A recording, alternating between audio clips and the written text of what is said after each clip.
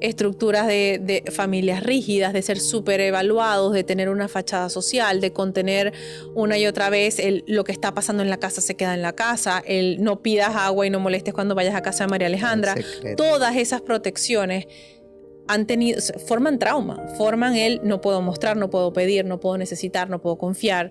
Y de esa es la manera en la que somos criados. De alguna manera también los padres usan eso para protegerte del mundo. Aún sintiendo miedo, me doy permiso de avanzar. Mi valentía es mayor que mi temor. Me doy permiso.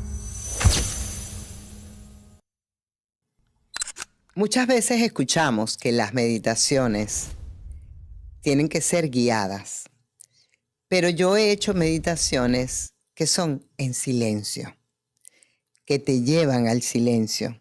Ese lugar donde a ninguno nos gusta ir, porque siempre tenemos la mente dando vueltas, vueltas y vueltas. Conocí las meditaciones de silencio a través de una persona muy especial que se ha dedicado a crearle incomodidad a los seres humanos para que de verdad conecten con lo que su alma necesita que vean para poder sanar. Hoy tengo a esa persona en Me Doy Permiso y esa gran persona es Catalina Guerque. Bienvenida. Gracias. Gracias por tenerme aquí. Catalina, yo te lo tengo que decir comenzando. Tú has sido una mujer que ha sido entrevistada por muchos podcasters famosos.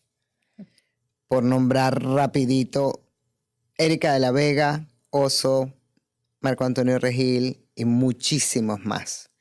Todos me han encantado. Para mí tenerte aquí es recibir la honra de una maestra, de una psicoterapeuta, de una guía que ha caminado junto a mí en muchos momentos y me ha llevado a ese lugar de silencio del que acabo de hablar. Ese lugar que cuesta tanto entender, que es el comienzo del gran cambio. ¿Qué te llevó a ese lugar de silencio y por qué el silencio? ¿Cuál es el propósito de ese silencio? A ver, creo que hay una distinción importante entre la persona que somos afuera y la que somos adentro. Y esa que yo fui afuera durante mucho tiempo, en la adolescencia, en la joven adultez, por decirlo así, tenía un rol muy externo y una conversación muy interna. Y creo que el silencio me llevó a entender que podemos ser esas dos personas, pero lo que pasaba adentro, de alguna manera, era lo que estaba siendo de verdad. Y esa de verdad la descubrí yo en psicoterapia, razón por la que en algún momento en esa joven adultez decidí dejar atrás lo que había creído que era mi camino, porque el encontrar en mi conversación interna las respuestas que buscaba afuera fue de verdad life changing. Es el lugar donde se acaba la búsqueda de validación, pero sin qua non. Cata, ahorita estás diciendo eso de tu adolescencia y me llegó algo que te escuché en el retiro que hice contigo en el 2023 en North Carolina de Power Soul. Un retiro que fue life changing para mí también. Y fue la primera vez que te escuché decir que tu mamá cuando eras pequeña te montaba en un avión en época de vacaciones para irte de campamento. Te mandaban 2 o 3 meses de campamento y tu mamá no sabía más nada de ustedes porque era a ti y a tu hermana, ¿no? Los 80, no había teléfono, no había nada de esto, ¿no? ¿Qué pasaba por la mente de Catalina cuando una mamá, de alguna manera, porque ¿qué edad tenías primero? Era chiquita, no sé, 10 años. Ok. ¿Qué pasaba con el abandono? Por ejemplo, vamos a nombrar una. Pues yo no sé si en ese momento para mí era calificado como un abandono y más como una libertad. Sobre todo por donde venimos en Venezuela, que era mucho sobre cuidado, sobre protección, sobre reglas, sobre todo. Y esos espacios para mí era un descubrirme a un nivel que, claro, cuando regresaba a Venezuela y regresaba al colegio de monjas y todo esto, era como, a ver, vamos a ponernos otra vez el uniforme, ¿no? Pero creo que en esos espacios mis padres acertaron muy bien porque fui a estos campamentos, también me mandaron después vine aquí casualmente a Florida a jugar tenis y todo esto. Creo que acertaban muy bien en esa combinación entre una vida muy rígida, muy vigilada y una sensación de anda y ve. Entonces, sí, O sea que para ti no era para nada un abandono, ni era nada que te hacía sentir mal. Era una sensación, es como un poco contradictorio, ¿no? Es como si tú todos los días de la vida me das pollo y brócoli y de repente el 1 de julio me sientas con un plato de cereal y una caja de gomitas, ¿no? Es como, ¿cómo se digiere esto siendo uno tan sobrevigilado, tan sobreprotegido? Y esa combinación yo creo que es donde yo más descubrí cosas de mi vida que no hubiese podido descubrir en un lugar sobreprotegida, ¿no? Me descubrí siendo una persona muy espontánea, no teniéndole miedo a nadie, porque en estos campamentos, pues 2 o 3 caras pasan a ser tu familia allí, ¿no? Y esta sensación de que yo podía confiar en mí. Y creo que esos son los lugares que más le hace falta a uno cuando está sobreprotegido. Que la persona empieza a desarrollar una conversación de no puedo tomar decisiones, no puedo valerme por mí misma, no me puedo montar en un avión. Tú bien sabes cuando vamos a estos retiros cómo las personas llegan y muchas de ellas que nunca han salido de su casa por su cuenta no pestañean, ¿no? Es como tienen 24 horas en pánico de haberse montado en 2 aviones. Y esos son miedos que mis padres de alguna manera dentro de la sobreprotección supieron entretejer quizás de una manera que de nuevo en los 80 no había celular, no había, ellos llamaban y decían llegaron, bueno, chao. Pero había una explicación cuando ellos les daban esa oportunidad a ustedes de irse a un campamento y les daban el poder de elegir, o era se tienen que ir al campamento porque nosotros pensamos que esto es lo mejor. Creo que era esa. Uf. Era esa, simplemente que mi hermana y yo somos muy diferentes y para mi hermana era un castigo. ¿Ves? Y para mí estas imposiciones durante mucho tiempo fueron descubrimientos. Entonces yo creo que ahí es donde aplica esto de un par de padres nunca son iguales para el número de hijos, ¿no? Nunca es igual, depende mucho del hijo también. Y depende de la perspectiva que cada uno tenga de lo que está viviendo y de lo que está viendo y lo que está sintiendo. Claro, y de la persona que tú sientes que eres también, ¿no? Exactamente. Creo que allí es donde yo digo, bueno, mis padres, puedes mirar desde distintas ópticas una oferta como esa de yo sé que tú prefieres quedarte aquí y quedarte en el club con tus amigas, pero a ti lo que te conviene este verano es hacer eso. Y yo no sé si dentro de la imposición yo he aprendido, en esos momentos aprendí como a tragarme la imposición y decir, a ver, ¿qué hay aquí para mí? Y esa fortaleza que se desarrolla, esa resiliencia que se desarrolla en padres que te dan muy poco espacio de decisión, creo que después en el día a día, cuando tenemos problemas o cuando tenemos situaciones que salen de control o cuando sentimos que se nos está imponiendo una realidad, creo que ahí se aprendió a cuando no puedo cambiar un rumbo o no tengo control sobre un avión o a dónde llego o la litera que me tocó, que eran literas donde era 90% resortes y 10% colchón. Esa resiliencia yo creo que me hizo a mí ahora convertirme en la persona que dice, a ver, frente a este problema, ¿para qué estamos aquí? Y el disfrute de no estar en ese lugar desde la queja creo que formó mucho a la persona que soy. Qué bella. ¿Y era lo mismo que pasaba con tu hermana al final o no? No, para ella siempre fue un castigo. ¿Qué aprendiste tú de lo que veías que pasaba en tu hermana? Cosas como que uno entiende en esos momentos la responsabilidad que tienes con alguien que no lo toma igual. O sea, para ella nunca fue un recuerdo de alegría, todavía lo recuerda con sufrimiento. Y creo que ahí empecé a entender que no teníamos la misma mirada o que no queríamos las mismas cosas en la vida, porque uno se imagina a los hermanos como todos por igual nos gusta lo mismo y nunca nos gustó lo mismo. Y yo creo que para los padres es difícil entender cuando un estímulo no es recibido de la misma manera por los hijos, ¿no? Entonces, allí creo que hubo quizás algunos momentos de falta de entendimiento hacia su mirada y eso crea trauma. Y tengo otros ejemplos como, no sé, nos íbamos a esquiar y cosas así. Mi mamá, yo me iba a la montaña a las 8 de la mañana y eran las 4 de la tarde y no había aparecido. Y eso para mí era libertad. Y se iban con tu papá y tu mamá también. Y ella se iba con mi mamá y mi papá de compras, porque para ella ese sufrimiento de ir por ahí en las montañas no era igual de recibido. Entonces, durante muchos momentos forzamos a los hijos a querer que procesen estímulos, ofertas o regalos o iniciativas como un regalo de la vida, y cuando para ellos no estamos escuchando que significan otro montón de consecuencias que ahora de adulto digo, no me gustó nunca esquiar, pero la pusieron a eso porque la hermana lo hacía. Claro. Entonces es cuando de alguna manera creo que allí yo entendí un poco quién era yo en esas libertades que mis padres nos dieron y que yo aprecio muchísimo, porque de verdad yo no le tengo miedo a nada. Eso bueno o malo, le tengo poco miedo a la vida, y le tengo mucho más miedo a la deuda que a la vida. Pero entender que no todo el mundo procesa los estímulos con la misma apertura es también hacerse un padre que aprende a leer la forma de las cosas que le damos a los hijos. De cada quien, ¿no? Claro. Fíjate que dijiste algo que lo quiero retomar. No le tengo miedo a nada. ¿Qué significa eso? Porque yo te podría preguntar, ¿le tienes miedo a la muerte? No. Para nada. Para nada. Me da miedo morirme con una deuda emocional, sí. Pero morirme nada. Cero. Y cuando hablas de deuda emocional, dámele contexto. Sí. ¿A dónde, qué es deuda emocional en este momento?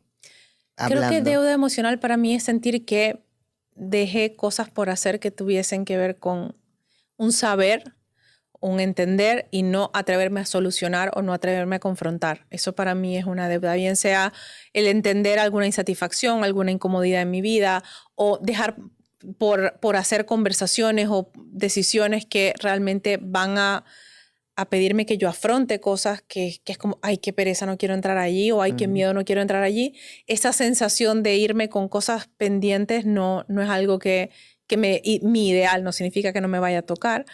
Y como madre, pues siempre sí reviso mucho esas deudas emocionales de la crianza, tú bien sabes, de los hijos, tiene tantas etapas. Tantas. Y estar en el momento presente diciendo, estemos como estemos en relación madre-hijo, en relación al entendimiento de para dónde va la vida y qué es lo que pide el proceso evolutivo de esa personita que está a nuestro cargo.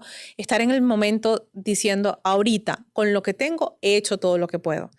Esa sensación para mí es muy importante en todos los aspectos, en todos los sistemas de mi vida, tanto en el trabajo como a nivel de relaciones, como a nivel de pareja, como a nivel de hijos. Esa sensación de estoy haciendo lo que ahorita veo. No significa que dentro de 10 años diga para qué lo hice o me faltó.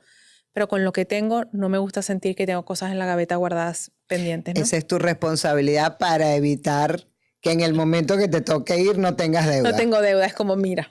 O sea, no sé si hay otras gavetas allí por abrir, pero claro, las que porque tengo es que son las que tienes conscientes, y lo estás diciendo muy claro.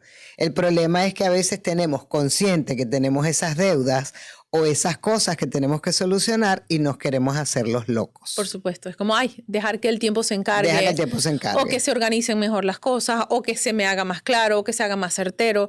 Y todos estos son pequeñas trampas que, si tú, volviendo al ejemplo de irse a esquiar o de estar en un campamento, que yo estuviese lista para hacer lo que me ponían a hacer, pues la respuesta era no.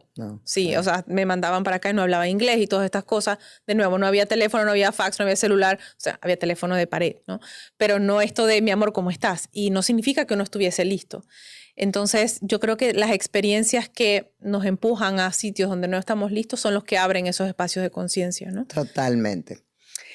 Cata, voy a retomar esta partecita que me encanta porque me trajiste la imagen del día en que te conocí. Yo te conocí un día donde hiciste una masterclass 15 de enero del 2023. Te iba a decir, no me digas que te sabes la fecha, pues algo corriendo. Me sé la fecha porque fue el día que me separé de mi tercer esposo. Y yo me acuerdo muy claramente que yo no sé por qué yo tomé esa clase. Yo no te conocía, no sabía nada de ti. A mí me empezaste a aparecer tú en Instagram. Vi el nombre y yo dije, ay, esto me llama la atención, me voy a meter. Como cualquier cosa, pues me voy a meter. Y el lugar donde tú me llevaste en una de esas meditaciones de silencio, que son lo más poderoso que ustedes se puedan imaginar, fue a un gran vacío que yo lo vi, pero lo vi como un despeñadero, o sea, como cuando tú ves que hay un despeñadero para allá abajo y dices, Dios de mi vida, ¿qué es eso que veo allá? Pero yo, que soy muy creativa en las cosas que recibo en mi mente o en mi corazón, no sé dónde, yo vi que había mucho verde. Entonces había algo que me decía, tranquila que te vas a caer por ese barranco, pero hay algo verde que te va a contener. Ese día yo entendí lo que es esa deuda de la que tú estás hablando, porque eso era algo que venía caminando y yo no lo había querido ver, no lo había querido enfrentar, no lo había querido. Aquí estás. Y es que estaba, pero no, ya va, espérate, no, todavía no, yo no estoy lista, o no lo quiero ver, o no, eso no está pasando. No le quería ver la cara a eso. ¿Qué tuvo que pasar? La incomodidad. Es una de las palabras que más amo de lo que tú utilizas. Y es tener conversaciones incómodas y entrar a situaciones incómodas que te van a llevar a lugares incómodos, por supuesto, pero esos lugares incómodos te dan un regalo más grande.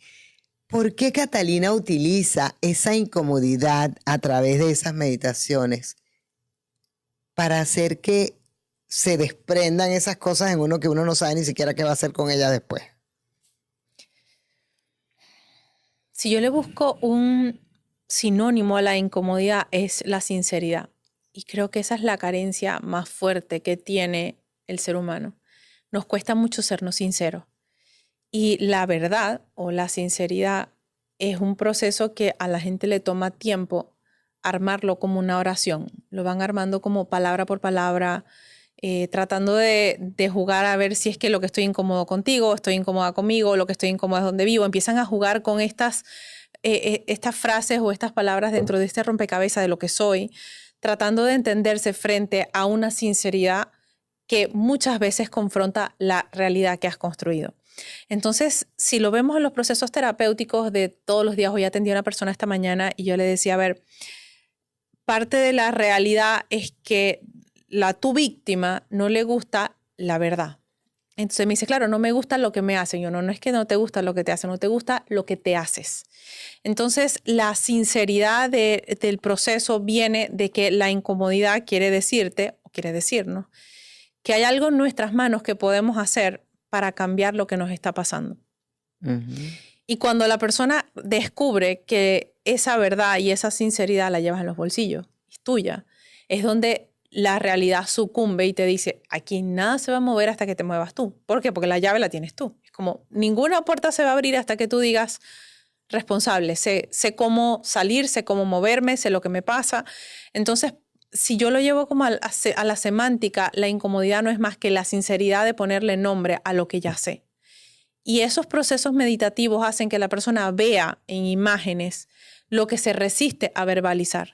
Y lo primero de nosotros que entiende es la mente. La mente entiende en imágenes, así como te pasó a ti. Entonces, en estos procesos terapéuticos que tienen una dosis de hipnosis, es que la persona se salta a la parte racional, que no es la lingüística, que es la parte racional, se salta esto y nos vamos atrás donde está el proyector. Y el proyector solamente nos manda imágenes de tengo miedo de caerme en un barranco, tengo miedo a quedarme sola, tengo miedo a que nadie me ataje. Y entonces, antes de la verbalización está la sinceridad. Y ahí está, el miedo a que nadie me ataje, el miedo a que lo que construí se derrumbe. Y cuando la persona puede armar esto en imágenes, sentir la emoción que acompaña a esa imagen, la verbalización es inmediata. Porque, bueno, te puedes quedar por mucho rato con esa construcción de la oración que ya se convierte en pensamiento y es donde se hace inevitable el cambio. Entonces yo lo que trato es de que la persona, en primer lugar, desde esa incomodidad, encuentre cuál es la sinceridad del momento que ha tratado de evitar. Y lo que sí te puedo garantizar es que, se lo decía a la persona que atendí esta mañana, es que mira, ella me decía, es que tanto me reconozco en este momento de mi vida como vi a mi mamá, que cuando ella era adolescente, dice, mi papá nos abandonó, se fue de la casa, dejó a mi madre y la dejó diciéndole, me voy porque esta novia que tengo está embarazada.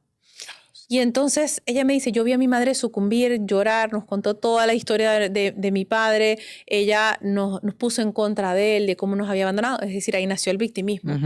Y me dice, y ahora de adulta descubro, conversando con mi hermana, que mi papá le comentó a ella que él había sufrido durante 10 años y se había aguantado en este matrimonio esperando a que nosotras nos fuéramos a la universidad. Entonces, mi pregunta es, ¿tú crees que esa incomodidad era solo de tu padre o también era de tu madre? Me dice, no, de mi mamá también, pero ella no se quería ir, ella no quería romper el matrimonio. Entonces, ¿qué pasa? El universo te hace hacerte sincero, tú lo escondes, lo guardas donde crees que nunca lo vas a conseguir, pero llega un momento en el que si tú no lo haces, te lo hacen. Totalmente. Entonces, esta persona llega y le manifiesta a ella la incomodidad en la cara de me voy, cuando ella realmente en algún momento quiso que se fuera, pero no pudo verbalizar el no estamos bien, no nos hacemos bien, este no es el lugar que merecemos.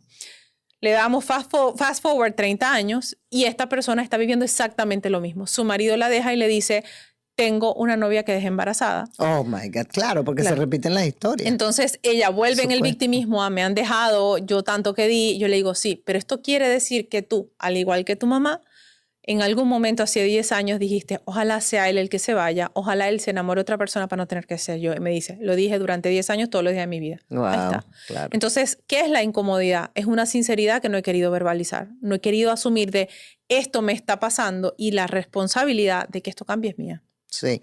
Y tú sabes que lo dijiste y entonces si no lo haces, pasa algo que de repente, ¡puf!, es el terremoto. Sí. ¿Sabes? Y ahí es donde nosotros, yo pienso que el trabajo que tú estás haciendo, sobre todo de concientizar al mundo entero de que deja el victimismo y hazte cargo de por lo menos ver, ir a ver qué es eso que te está incomodando. Porque hasta que no veamos eso que nos está incomodando, no vamos a poder hacer ningún cambio.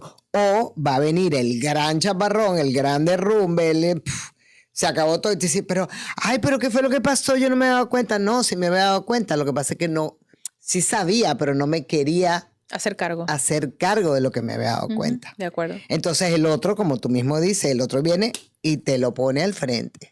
Y dices ahí después el otro es el malo. Y dices, mira, el otro es el malo. Si lo vemos como una cronología del universo, vamos a pensar que tú cuando nació tu niño y tenía 1 año dijiste, no quiero ver más a este hombre. O dijiste, esta dinámica me pesa. O dijiste, yo no me quiero hacer cargo de mi economía porque entonces me voy a tener que, si tengo mi libertad económica, me voy a querer separar y no lo voy a necesitar. ¿Cuál es el trayecto de esos procesos de conciencia en el que tú sabes que necesitas hacer algo y en el temor de ser responsable y acumulas esa deuda emocional, llega un momento en que tanto va el cántaro al agua que se rompe? Claro. Y ahí yo siento, y se lo decía, es como, yo creo que de alguna manera en nuestra falta de conciencia insultamos al universo. Es como, a ver, ellos tú me estás hablando, pero yo no. Sí, es como, eso no es conmigo, eso no es conmigo, eso no es conmigo.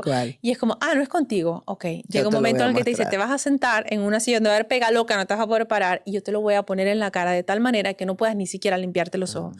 Es como, tenemos esa falta de temor a Dios y que podemos poner Dios y podemos poner universo y decir, yo me puedo torear de todo esto todas las veces que haga falta. Pero pues no es así. Pues no, porque de ese proceso de tu sinceridad se están esperando a detonar otro montón de eventos que tú estás frenando por miedo a hacerte responsable.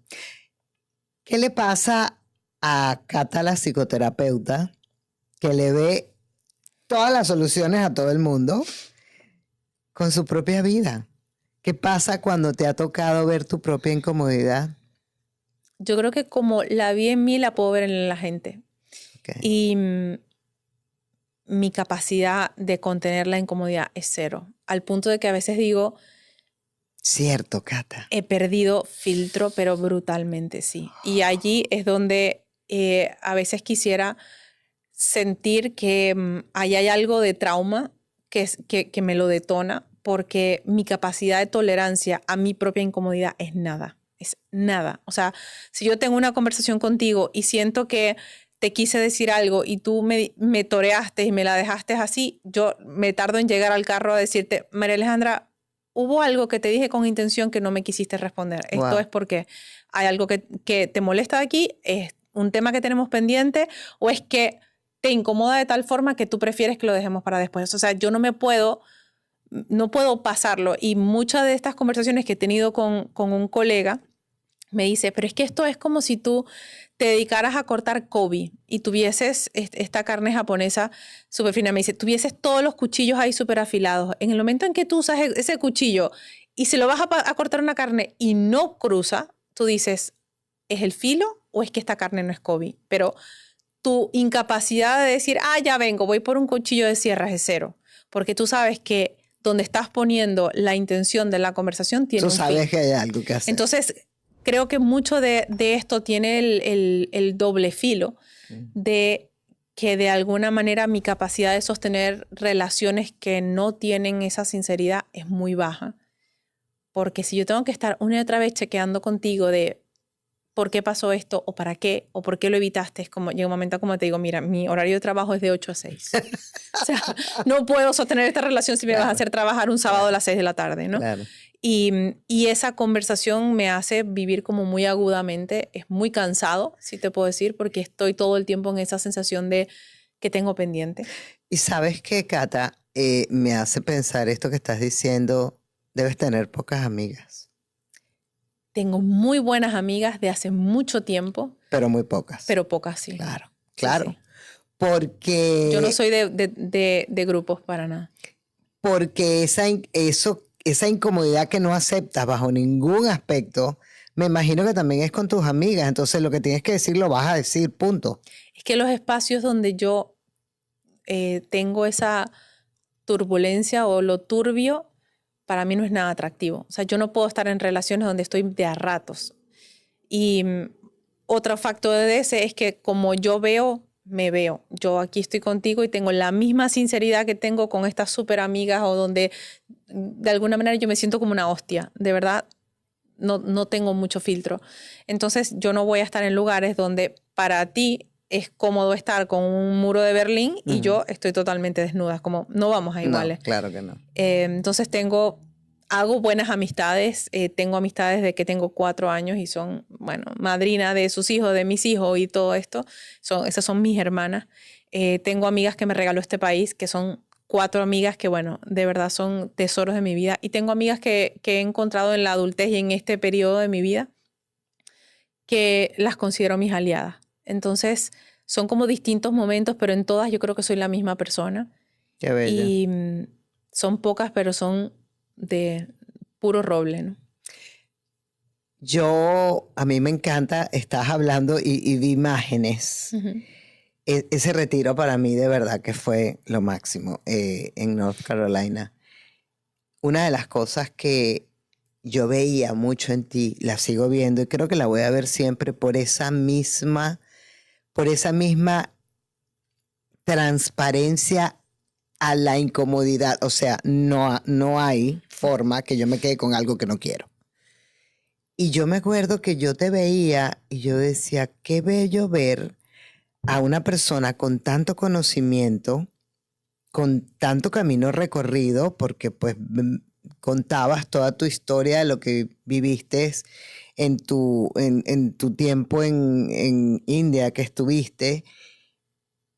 Y yo decía, a ver, que te voy a decir así porque para mí sigue siendo esta chama tan sabia, está lejos de ser parecida a los gurús que han sido mis maestros en el pasado, donde pretenden o pretendían que uno los pusiera por allá montados por allá arriba y yo soy el que más sé. O sea, cero. Yo te veía a ti sentada allí con display, me llega la palabra, era como, esto es lo que yo soy completa, esto es lo que ustedes van a ver de mí, esto es lo que yo siento, esto es lo que digo, esto, y para mí eso tiene un valor que no tiene precio, y es cuando tú te dejas ver cómo eres y lo que te gusta y lo que no te gusta desde el día 1.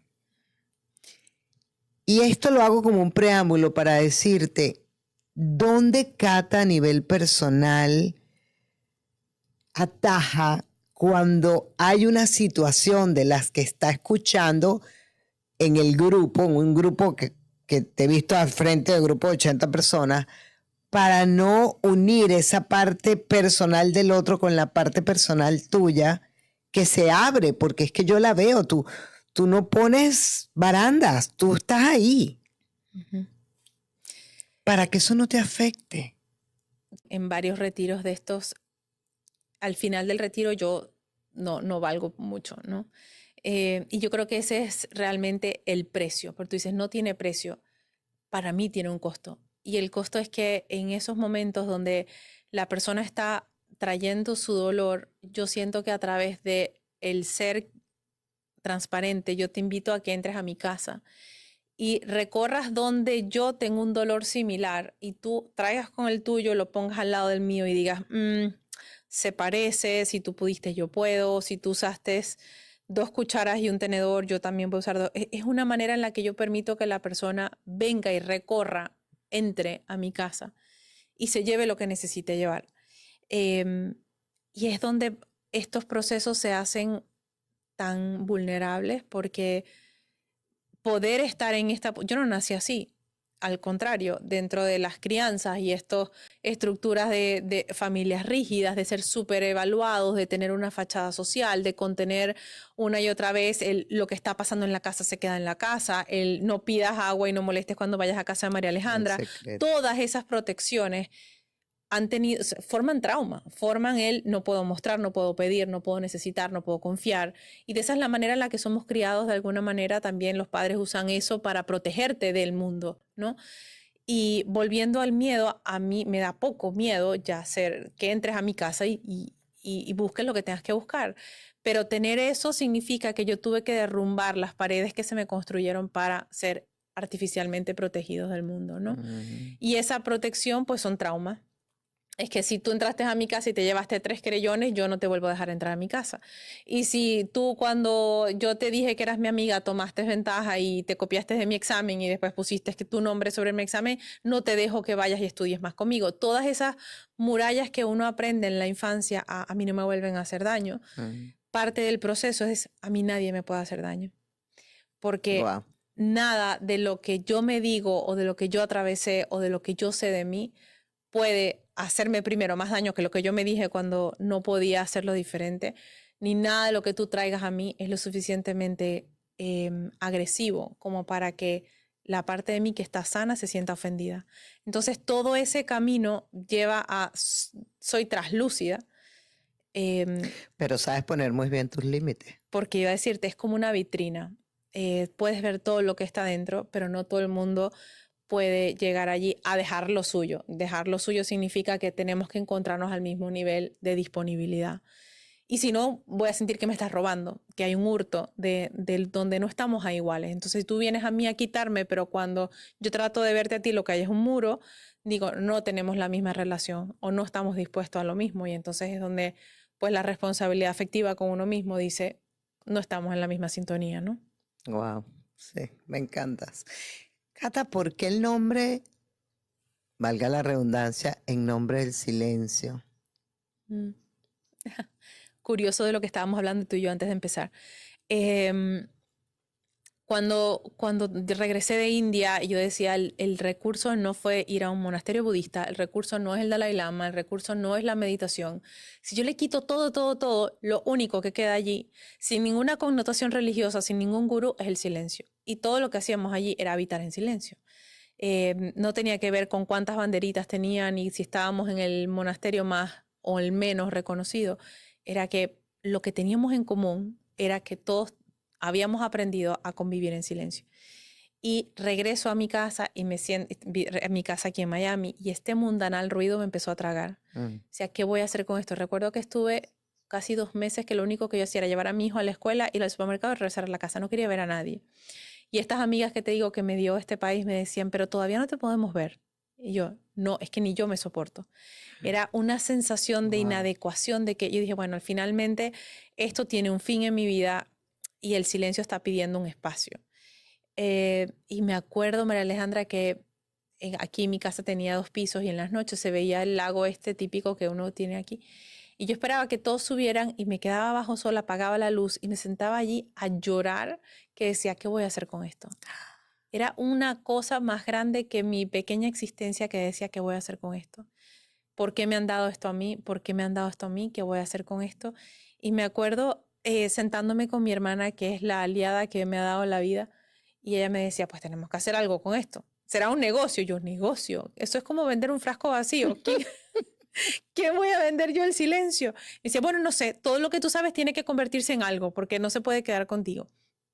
Y en ese momento tengo una amiga que se encarga de brandings y marketing y tal, y ella me decía, aquí va a salir algo, déjame que yo te acompañe en todo esto. Y me acuerdo que le dije, yo necesito darle a esto un nombre solemne, porque es que si es la relación más profunda que tenemos con el universo y antecede a cualquier religión y a cualquier nombre que le demos a Dios, tiene que tener una connotación religiosa más grande que lo que podemos ver en detrás de cualquier catedral o adentro de cualquier iglesia. Y me acuerdo estar caminando paseando a mi perrito, hablando con ella por teléfono, y le dije, es que si yo tomo la señal de la cruz que hacemos los católicos y digo en el nombre del Padre, del Hijo y del Espíritu Santo, yo digo, si yo me paro y digo, le quito todas estas connotaciones, digo, en el nombre del silencio. Entonces es el lugar antes de que pudiéramos decir Padre, Hijo y Espíritu Santo, y por eso se llama así, In the Name of Silence. Imagínate qué belleza. Sí. O sea que eso puede ser tu propio mi propia señal de la divinidad. De sí. la divinidad, en el nombre del silencio. Porque es que si yo lo veo de este lado, desde mi propio silencio, una de las cosas que más nos cuesta a los seres humanos es estar con nosotros en silencio. Y no es ni haciendo la meditación ni nada, es yo me siento y paro. Y veo qué hago con esto que yo soy, que también es todo lo que hay. Y es todo el universo, y es ese lago donde te sentabas a ver, y es ese aire, o sea, es todo. Es que somos uno con todo eso. Y es desde el silencio donde podemos de verdad encontrarnos a nosotros mismos. Sin embargo, tus meditaciones de silencio son unas meditaciones estilo guiadas, pero no son meditaciones guiadas. Ojo, y yo lo sé porque yo hago meditaciones guiadas. Es otra cosa, totalmente diferente. Y a mí me encanta cuando yo leo, cuidado que yo no vea que alguien se copie estas meditaciones. Y tienes razón, porque es que ahí hay una técnica de neuroplasticidad que es mucho más profundo. O no sé, me encantaría que lo explicaras porque yo todavía no lo he entendido muy bien, pero hay algo muy grande que tú haces ahí que abre una llave, detona algo, limpia algo, te impulsa algo. Es como todas las cosas a la vez. Yo quiero que tú hables de eso. Yo voy a retomar con valentía tu conversación del gurú, porque tú sabes que cuando... Gracias, sí. Cuando yo dejé la arquitectura y dije, bueno, a ver, a salir del closet, ¿no? Salir del closet. Esto no es lo mío, me va a servir para poner cuadros bonitos, alfombras bonitas en mi casa, pero esto no es lo mío. Y fui a estudiar, empecé por life coaching, que sentí ahí que se me quedó corto, y fue después como me hice psicoterapeuta y todo eso. Y en ese primer viaje yo iba muy en disbelief de lo que yo podía saber y lo que yo podía hacer. Era como, mira, aquí vengo, yo lo único que he hecho es meditar en mi vida. Tuve 10 años en terapia y llegó un momento en que yo iba, le decía a la terapeuta lo que yo había encontrado y ella lo que hacía era anotar y me decía cómo llegaste ahí y yo, no sé, dime tú. Yo tenía 17 años. Entonces llegué allí y me inscribí en este programa y llegué a un grupo en Chile donde ellos ya estaban asentados y yo era la nueva. Y yo me acuerdo, pues, esta gente hablando de lo que ya sabían y yo estaba un poco atrasada y tal. Y me acuerdo que fue una sesión, fueron 6 días que trabajamos juntos. Y de regreso al aeropuerto me escribe uno de mis compañeros y me dice, yo tengo mucho miedo de decirte que tú no ves lo que eres y no ves lo que sabes. Y eso es típico de un gurú en crecimiento, ¿no? Y a mí me chocó tanto esa palabra que le dije... En aquel momento en WhatsApp no se podía borrar lo que uno escribía y le digo, por favor, escoge otra palabra, porque esa palabra para mí es de personas que le sacan el dinero a la gente y viven sentados en India, donde todos son pobres, pero ellos le sientan con un plato de arroz todos los días, mientras ellos, los otros, se están muriendo de hambre. Así que esa esa connotación para mí es muy difícil. Y él me dijo en ese momento, Rodrigo se llama él, me dijo, en algún momento te vas a dar cuenta que hay algo de ti que sabe, aunque a ti te cuesta reconocerlo. Entonces, si yo lo llevo a estas meditaciones, creo que toda mi práctica profesional lo que hace es justificar algo que ya yo sabía, simplemente que no sabía dónde ponerlo. Y lo que sucede en estas lo que llamamos prácticas de silencio, porque por eso precisamente no son simplemente meditaciones. Si yo le hago una dissect, si yo lo disecto, Sí, lo abres y lo voy partiendo por pedacitos y digo, a ver, sí. déjame mostrarte el panel de control detrás de esto. Hay algo de mí que sabe que ese no le puedo poner nombre. Ese es el que Rodrigo en aquel momento veía y me decía, hay algo de ti que sabe y no sabe qué es. Esa parte de mí yo ni siquiera la puedo contabilizar, no la puedo materializar, más que es un knowing, es algo de mí que viene, como tú dices, de otras vidas. Y es donde yo me puedo sentar con alguien y solamente 2 o 3 miradas, yo digo, esta persona está aquí o allá, o veo un abuso, o veo un tal, es algo que tiene una sensibilidad propia que no se aprende, sino que se trae. Pero además de eso, está el lugar donde yo, dentro de mi práctica como psicoterapeuta, me di cuenta que eso no era suficiente, tampoco. No es que yo no era suficiente, sino que todavía me faltaban herramientas para entenderlo. Eso te iba a decir, porque una cosa es, eso no era suficiente y yo no me siento suficiente. Yo era como, ¿qué hago con esto? Que si yo lo trato de poner, lo que yo traigo, lo trato de meter en este molde, como cuando uno hace mucha masa y escoges el molde de torta que se queda pequeño, se te bota. Era como, esto que yo sé, aquí no me va a caber. Es como psicoterapia cognitivo-conductual. Cuando me dieron ese montón de charts y hojas donde yo iba a categorizar a la persona como bipolar, trastorno de no sé qué, yo dije, vamos a terminar esto, pero esto no me va a servir. O sea, esto no es todo lo que yo necesito. Y después entonces fue donde me moví a la psicoterapia contemplativa, que es la que me llevó a India. Y ellos daban este conocimiento tan profundo de qué es el inconsciente y cómo el inconsciente tiene el 70% de la persona que somos y simplemente como lo tenemos allí y domina, ni siquiera nos ocupamos de decir, tengo allí un closet donde está todo el panel de control y no me he ido a ocupar de si los cables están donde yo quiero que estén.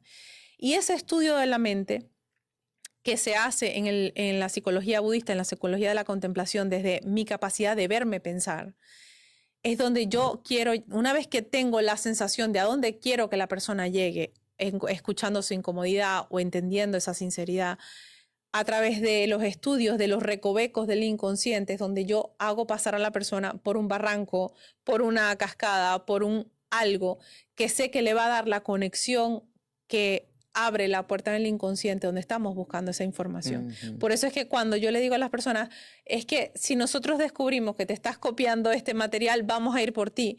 Y es que la connotación de la responsabilidad que tiene llevar a una persona allí y no saber cerrar el proceso es muy complicadísimo. Porque la persona se queda con una apertura de un inconsciente donde de ahí se te salen los cuervos y los espantapájaros, porque no pudiste cerrar y no pudiste interpretar.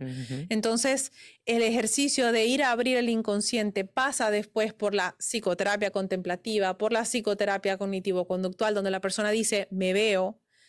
Después vamos a la conducta y digo, ¿cuál es la conducta que me hace sostener o esconder esto? Y es donde ya después llegamos a él, necesito hacer algo diferente. Entonces, ningún punto de los que recorrí se perdió, porque lo que nos traduce desde el inconsciente a un cambio es la conducta, que es lo que hace la psicoterapia cognitivo-conductual. Es cuando yo me reconozco pensando y cambio la conducta en función de ese pensamiento. Entonces, digamos, ese ya es como la puerta de inmigración al otro país. Todo el otro viaje de llegada allí lo hacemos desde el inconsciente, lo hacemos desde la psicoterapia contemplativa. ¿Y qué es lo que de mí interpreta? Eso sí creo que se lo debo a la vida, porque no hay un libro que me diga por qué yo puedo conectar un lobo con un abuso, por qué yo puedo conectar un túnel o el vacío de un ascensor con una adopción, no te puedo decir qué es. Yo creo que ya es una interpretación de las imágenes, pero la idea de eso es que las personas tengan la capacidad de diagnosticarse. Pero eso es lo más grande que tú tienes. Y eso más grande que tú tienes es muy de tu ser espiritual. Sí. De esa mujer medicina que para mí viene de hace mucho tiempo atrás logra ver imágenes, logra unir imágenes, logra traer cosas del inconsciente con el consciente y las une y te da una... Y tú dices, ¿en qué momento ella vio todo eso? A ver, a mí me pasa a veces en otro nivel que yo veo cosas y siento cosas y... Y sacas agua bendita de la cartera, como hoy. Pero esto, y ahorita lo vamos a hablar, cómo lo manejas tú? Algo tan psicoterapeuta, el inconsciente, tú sabes, la mente, el estudio, bueno, sí, lo que tienes que estudiar con esa parte espiritual. ¿Cómo metes todo eso junto? ¿Cómo lo ves tú? ¿Cómo lo veo yo? No sé, lo veo como yo soy. Es una sensación de... em, creo que parte de la evolución a la que nos resistimos es que no somos seres de 5 sentidos, sino que somos personas multisensoriales. Y esa parte espiritual, yo creo que sumarle a los 5 sentidos de los cuales construyen la realidad, 2 sentidos muy importantes que son los que forman parte de mi trabajo, que es la presencia y la conciencia. Y el hecho de que hay algo de mí que está hiperpresente es lo que me deja, por ejemplo, decir, ¿por qué cuando yo te dije eso hubo algo de ti que movió repentinamente la mano? Es porque hay algo de mí que está tan presente que a eso lo podemos quizás llamar pues espiritualidad, y que cuando tenemos miedo a la vida no estamos presentes. Estamos apurados, estamos dispersos, Estamos escapando. Escapando 2 pasos adelante, 6 pasos atrás, en la depresión o en la ansiedad. La parte de la presencia es que creo que es donde la espiritualidad se manifiesta en mi vida, que es como una continua calma de que en el presente hay una seguridad y una certeza de la cual no necesito huir. Entonces, si yo puedo estar en presencia, lo que hago es que la persona que está muy en el pasado o muy en el futuro, poco a poco se va sintonizando con eso, y cuando aterriza en el presente, ya yo te vi ir y ya te vi venir. Claro. Pero es porque yo estaba estática en el mismo sitio. Y eso tiene que ver con lo mismo que dijiste hace un ratico, es que yo te permito que entres en esto que está aquí, y esto que está aquí es mi presencia, es mi energía, es mi ser trabajando para ti y contigo. Uf, me encanta, esto me encantó. Yo sigo con mi retiro porque yo tuve unas experiencias maravillosas contigo en ese retiro. Yo desde que era pequeña tuve a mi madrina de bautismo, que era mi abuelastra. Oh, wow. Pero mi abuela Yolanda cumplía años el día antes que yo. Y a ella le encantaba leer cartas, pero eso nadie lo sabía. Pero era cartas del tarot. Yo no sé leer cartas, no me gustan las cartas del tarot. A ver, no es que no me gustan, si las veo y ya. A mí me gustan las cartas del oráculo. ¿Por qué el oráculo? Porque el oráculo, esto es primera vez que lo digo en público, gracias a mi bella Cata, porque para mí eso es como jugar. Para mí las cartas del oráculo son un juego de mi niña chiquita que le gusta jugar con algo que conoce, pero no sabe por qué lo conoce. Ajá. ¿Sí? Esto lo traigo a colación porque yo en ese retiro yo me llevé unas cartas que me había comprado en un viaje que hice que me llamaron la atención. El oráculo de Isis. Súper profundo. Unas cartas profundísimas. Y yo me acuerdo que yo dije, me las voy a llevar y cada día voy a sacar una carta para ver cuál es el mensaje que mi alma me quiere dar para trabajar. Yo muy, tú sabes. Y yo me acuerdo que yo saqué una carta y algo que me pasó en una de las meditaciones de silencio, dije, Dios, esto tiene que ver con esto que yo vi. Y yo lo conté en voz alta en el retiro. Y para ti eso fue algo así como, ¿what? Porque además tú lo nombras como que es que tú eres brujita. Siempre me han dicho que soy una bruja, pero es que yo no soy bruja, eso no es ser bruja. Eso es estar en presencia, hoy me lo dijiste, hoy me lo dejaste entender. Eso es estar en presencia de algo más que no es la pura mente. Es en esa certeza de algo que te llega desde el ser, que tú no sabes por qué te llega, pero que está ahí para ti. El oráculo no es más que el vehículo físico de ese algo que te tiene que llegar o de ese algo que tú estás pidiendo, una guía, que solamente las cartas te lo traen al terreno. Aquí estamos en el mundo terrenal. El oráculo es una manera de traerte un mensaje de tu ser superior. Y eso es un oráculo. El oráculo es la herramienta física de ese mensaje que tu ser superior te quiere dar, pero que tú todavía no te atreves a que te lo dé. Entonces, yo hoy, a mi podcast, para honrar eso que tú me has dicho que yo tengo que hacer en público, a ver, ¿por qué yo no hago esto?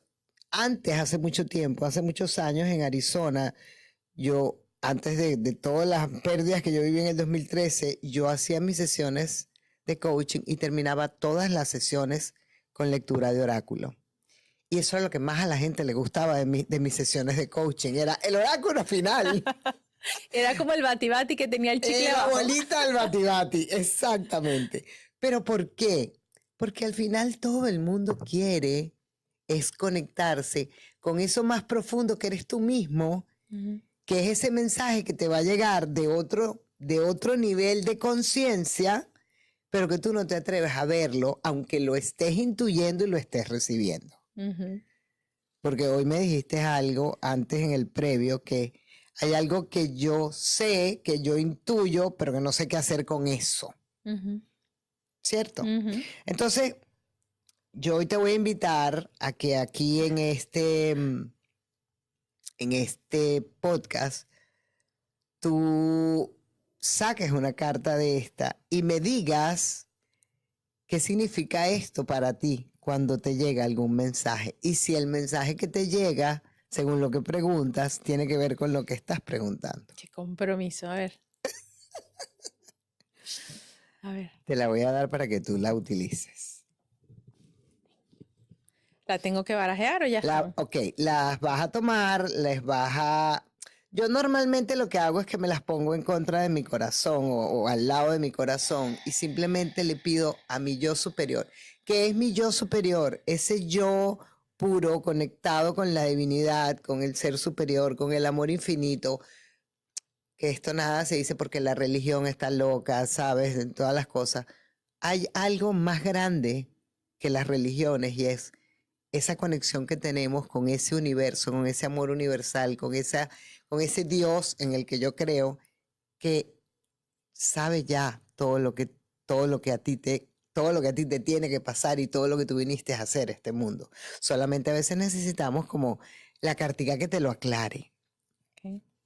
Entonces te lo pones y después vas a pedir, ok, quiero un mensaje para esta situación. Y vas a sacar esa carta y vas a ver si ese mensaje que te sale se parece o resuena con lo que tú estás esperando saber. Caramba. Ok, cuando una carta se te cae, va, aquí está esta me encanta. No se vale. Cuando una carta se vale más que todas. Cuando una carta se te cae, esa carta quiere que tú la lees. Porque esa carta que es... Oh, wow. Que dice, ponte el micrófono cercano, porfa. Dice, peace. Ok. Dice, I am a being of love. I release all negative energy. Tengo que explicarlo. Bueno, primero en español dice, paz, soy un ser de amor y suelto toda la energía negativa. Y Explícalo, porque es que así es como se entiende qué significa el oráculo. pues la imagen que tengo, con la que hice la petición en este momento, es como parte de mi trabajo, así como lo estás diciendo, es íntimamente racional. Es como el interpretar el trauma, interpretar como... ¿Crees tú que es racional? En este momento es muy de traerle a la persona a su nivel de conciencia lo que yo estoy viendo. Y si yo veo en griego, es traértelo a ti en español, ¿no? Cómo traducir lo que la persona ve en algo digerible a su nivel de entendimiento en este momento. Y lo que tú y yo conversábamos antes de empezar es que yo siento que así como cuando me pasaba que la masa de la galleta estaba quedándose chiquita, era mucha para el molde, empiezo a sentir que el trabajo de todos los días de interpretar y de hacer la ruta desde un lugar psicoterapéutico se me está atrofiando un poco. Como ya este nivel de entendimiento y de servicio se me está quedando chiquito para lo que yo siento que puedo hacer o a donde yo puedo llevar a la persona un poco más, Wow.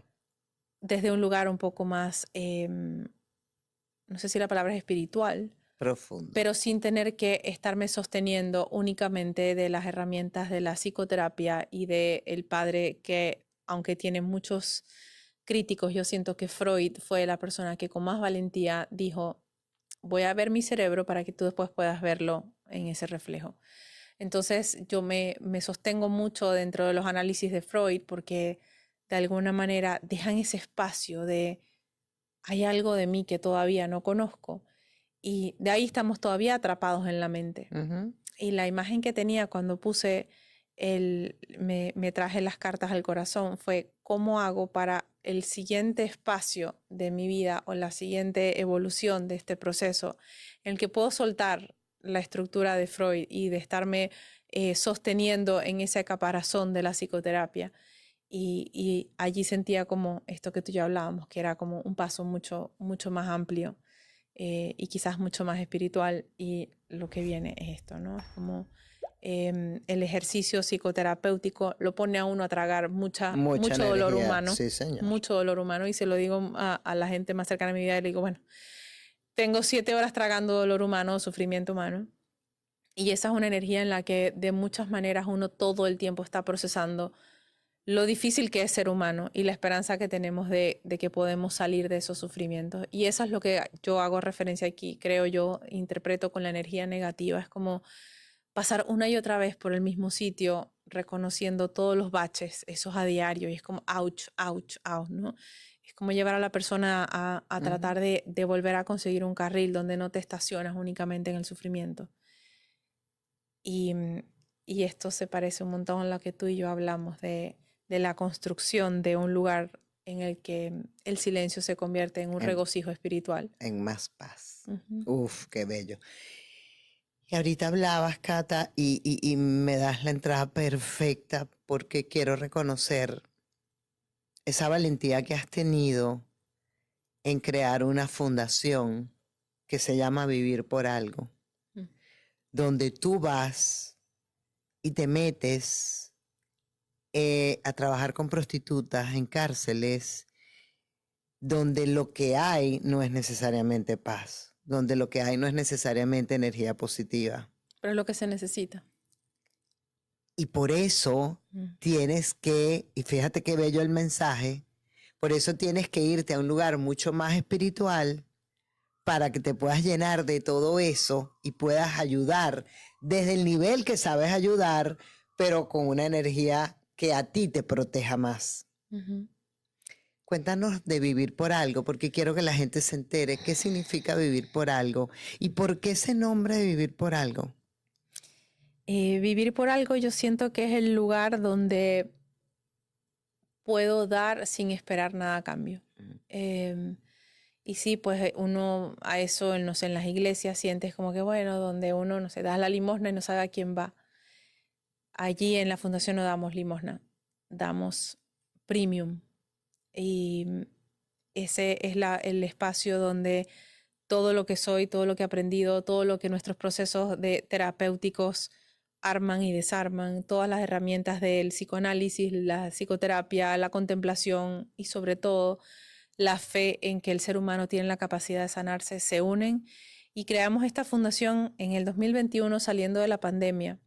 Cuando hice mi primer retiro, regresando a Costa Rica, el lugar que cuando me gradué de ese primer espacio de desarrollo humano, cuando me gradué de Life Coach, no sé si yo te conté que yo tenía, es que la búsqueda era tan profunda que era a veces un abismo. Mm, Y yo el decía, mismo que vi yo. el mismo abismo. Pero yo me sentía tan chiquita, tan joven como para semejante responsabilidad. Y entrando en estas estructuras del life coaching, yo decía, pero esta gente sale de aquí que son monos con hojilla, porque te dan herramientas muy fuertes para entrar al otro, pero si son personas que no se han trabajado, pues lo que hacen es una carnicería, ¿no? Total. Y era muy doloroso ver cómo esas herramientas no llegaban al sitio. Y después de graduarme de ese programa, que las herramientas son fantásticas, pero no necesariamente el contexto en el que son entregadas, me fui en Costa Rica a un sitio allí en Guanacaste con una persona que también se estaba entrenando conmigo. Y yo en esa desesperación buscaba un poco más de conexión y estaba leyendo un libro que se lo recomiendo a tu hermosa audiencia, que se llama El asiento del alma, que es de Gary Zukav. Y él es un psicoanalista que tiene una historia súper interesante porque él fue adicto al sexo. Y él trabajaba como psicoterapeuta y era adicto a la adrenalina y todo esto, a pesar de que llevaba una vida como aparentemente muy estructurada en ayudar a otros, él mismo no sabía ayudarse. Y en todo su camino de desprendimiento de su trauma y porque él estaba enganchado en el placer del intercambio momentáneo, él escribe este libro donde él relata cómo es el proceso de entender a tu personalidad y entender a tu alma. Yo estaba leyendo eso en una piscina y de repente me doy cuenta que frente a mí hay una persona que está leyendo el mismo libro. Oh, wow. Era como, ¿cuáles? Ah, no, lo más cómico es que ¿Cuáles son las probabilidades? Además, no es que estábamos leyendo, no sé, Pablo Coelho, ¿sabes? Sí, Con respeto al señor. No estábamos leyendo Isabel Allende, estábamos estudiando un libro que, pues yo nunca, o sea, lo tuve. El asiento del alma. El asiento del alma. Con el nombre, o sea, tuve que meter la mano. Que es profundo. Exacto, tuve que meter la mano como en el fondo del universo para sacar ese libro y decir, yo creo que esto tiene algo que decirme, y esa persona estaba leyendo el mismo. Dios. Y lo más cómico es que mi perrito en ese momento era un cachorrito y se había comido la mitad de la portada. Entonces la señora se me acerca y me dice, creo que estamos leyendo el mismo libro o ya tú te comiste la mitad, así como un chiste, ¿no? Y bueno, yo no, mi perrito. Y estuvimos conversando y de dónde estaba leyendo ella, porque lo estaba leyendo, qué hacíamos allí. Y eso se acaba la tarde y al otro día todavía yo estaba en este retiro de procesando lo que habíamos vivido en esa certificación de coaching. Y ella llega a la mesa y me dice, tengo algo que contarte. Soñé contigo y soñé que tú ibas a volver aquí y que ibas a volver a vivir, ibas a vivir de esto, pero tu propósito era muy grande. Y cuando vivieras aquí, esto se te iba a ramificar de tantas maneras en las que no ibas a poder contener tu misión. Y ella me autografió el libro y escribió allí su sueño, más nunca supe de la señora. Una señora americana en ese momento. Y a mí el pánico me llegó al dedo chiquito del pie. Y dije, wow. Oh my goodness, ¿ahora qué? De eso hace 15 años. Así que la paciencia que vimos antes, pues me ha traído hasta acá. Y ¿por qué, perdón, Cata, por qué te da miedo cuando te habla uno desde una conexión que nos llega? Porque me ha pasado contigo, que te digo, Cata, esto, y me llega y me dice, ay, no, qué miedo. ¿Qué es lo que te da miedo? Qué cómica. La responsabilidad. Ok. Es la responsabilidad. Y la responsabilidad desde un lugar de guía, un lugar de certeza, y que las personas vienen a uno buscándose a sí mismo. Y no quieres que se consigan a una persona que no es. Entonces el ejercicio de esa responsabilidad para mí es como lo más fuerte de este proceso, es que yo no te puedo guiar a donde a mí me da miedo ir, o donde yo he evadido, o donde yo no sé. Y es lo que me da ese culillo que digo, es como, ay, madre mía, ahora esto qué va a pedir de mí. Y allí entonces regresé en el 2021, 10 años después, haciendo el primer retiro después de King the Name of Silence. Fui al podcast Erika de la Vega en plena pandemia. Y eso fue un año de inmensa velocidad en mi vida, de sincerar mi relación de pareja, de mi matrimonio, dónde vivía, lo que hacía, salir del closet, dejar mi arquitectura, no volver a tocar nunca más eso y decir, voy a por esto con toda la fuerza. Yo ya atendía a 2 o 3 personas semanales y se convirtió en 70 personas. Wow. Se disparó a un nivel en que yo dije, no sé si voy a poder. Y pude. Y al salir de la pandemia, lo que yo dije fue, yo voy a regresar a ese sitio donde me revelaron que sí era posible. Y a ese sitio en Guanacaste, donde fue donde hicimos nuestro primer retiro, y se llamaba Volver a Ser. Y allí fue un grupo de mujeres que de verdad muchas de ellas todavía forman parte de nuestros procesos. Y las llevé por todos los medios de transporte posibles. O sea, les faltó ir en burro, porque fuimos en avión, en avioneta, en bus, porque el sitio es súper remoto. Y casi todas ellas era la primera vez que viajaban solas. Entonces Wow. era esa adrenalina y ese miedo de llegar en avioneta a una pista de este tamaño, aterrizar en el fin del mundo y estar realmente recluidas en ese espacio. Y estando allí, parte de mis aprendizajes en India es que cuando uno está trabajando se necesita un espejo. Y el espejo allí fue una escuelita que está en ese pueblito, que en esa escuelita iban, no sé, los niños de los trabajadores del hotel. Y en esas personas nacen, crecen, trabajan en el hotel y se mueren. O sea, no es que tienen mucha, No salen para ningún lado. no tienen mucha esperanza de una vida diferente.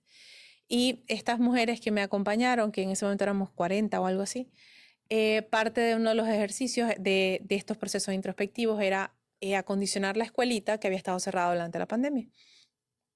Y el trabajo era dividirnos en grupo y pintar paredes y arrancar maleza. Total, que era un ejercicio de 2 horas y terminaron 6 horas allí.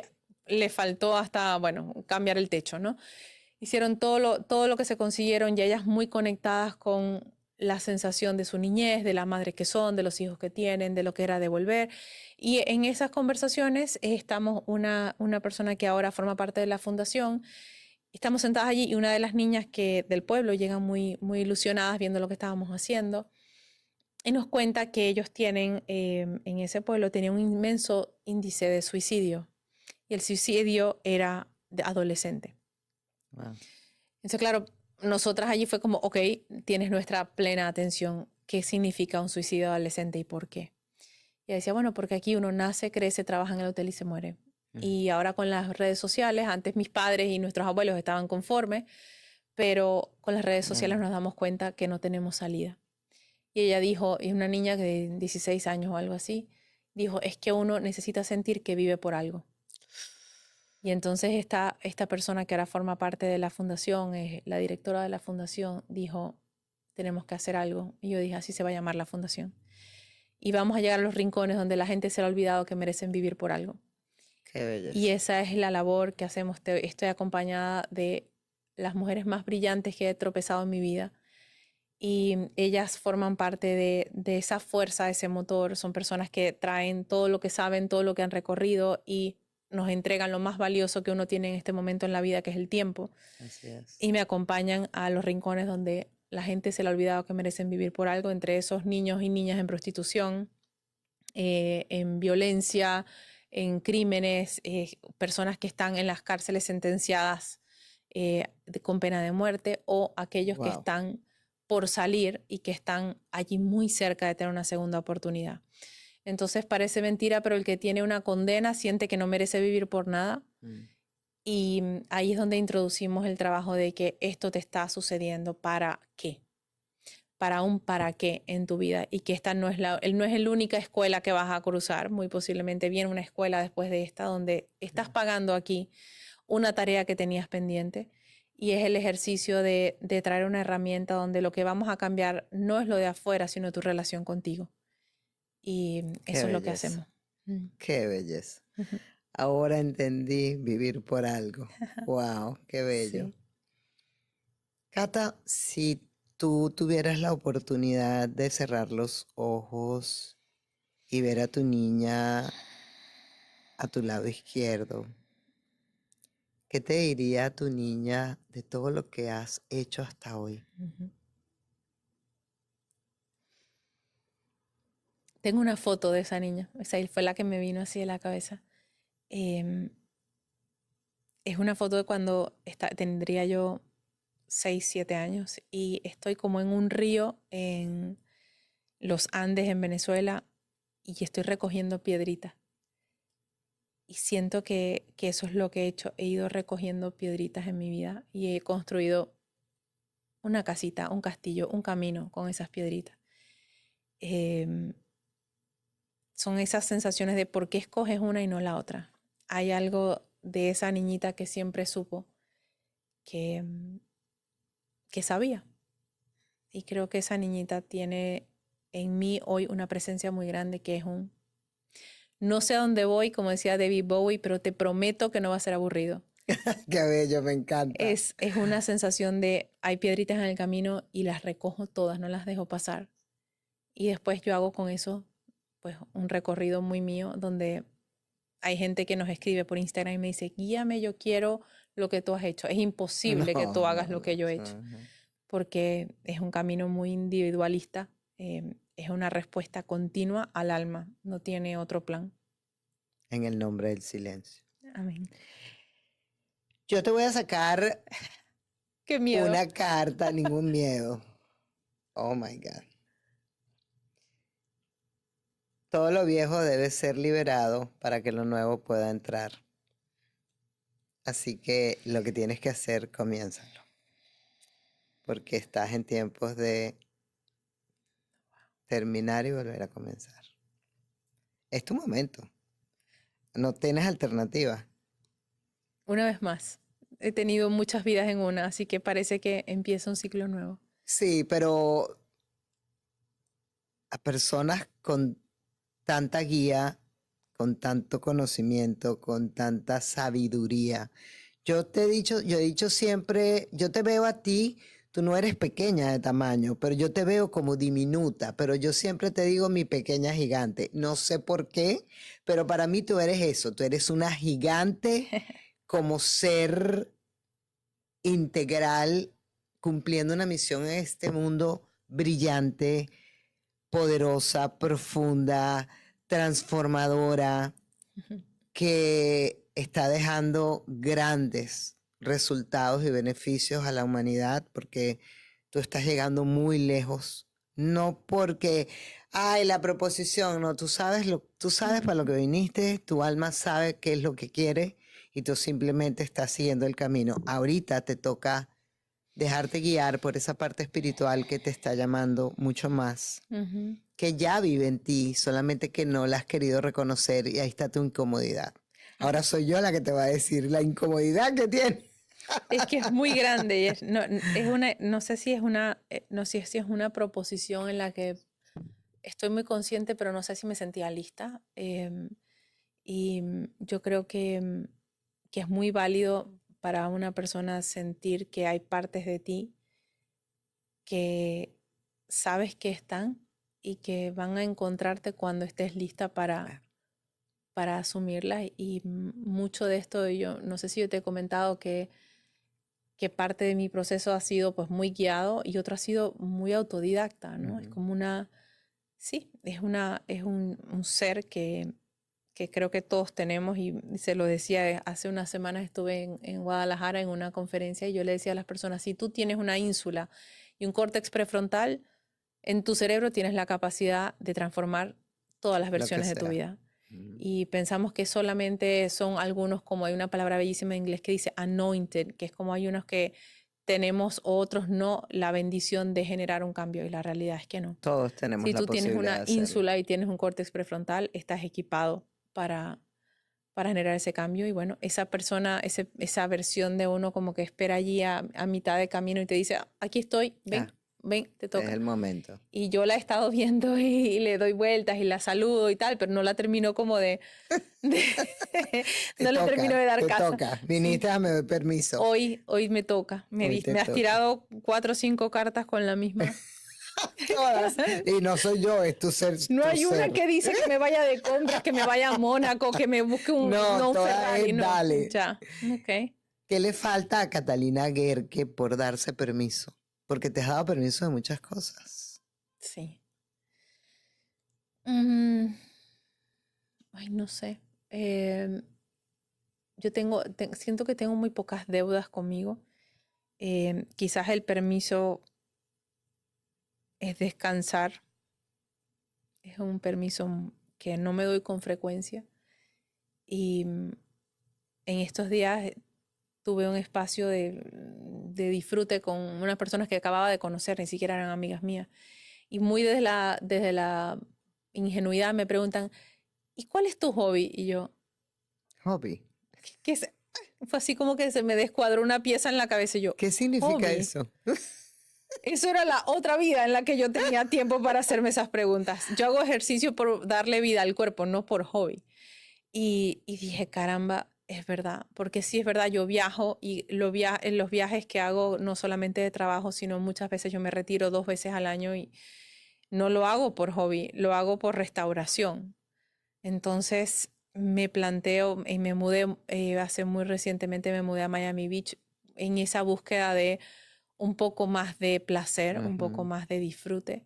Y todavía no lo he podido consolidar. Creo que me falta el descanso, en el que el descanso es disfrute y no una restauración de cargar con tanto porque sostengo mucho. Entonces, me falta el disfrute, me falta el permiso de descanso.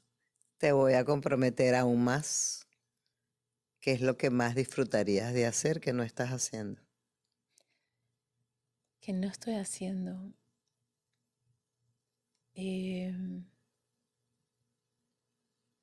No sé si te la voy a quedar debiendo, porque Te la dejo ahí. tengo que configurar un poco más cuál es el lugar restaurativo que me va a ¿Dónde está permitir el límite sostener. entre la restauración y Y el disfrute, porque ahorita la restauración es simplemente un lugar de descansar para seguir y no descansar para encontrar emociones y disfrute que me hagan olvidarme de la terapeuta. Y te digo, o sea, me monto en un Uber y me toca el Uber que está deprimido. Típico, Digo, carajo, típico. en serio. Sí, sí, a mí me pasa.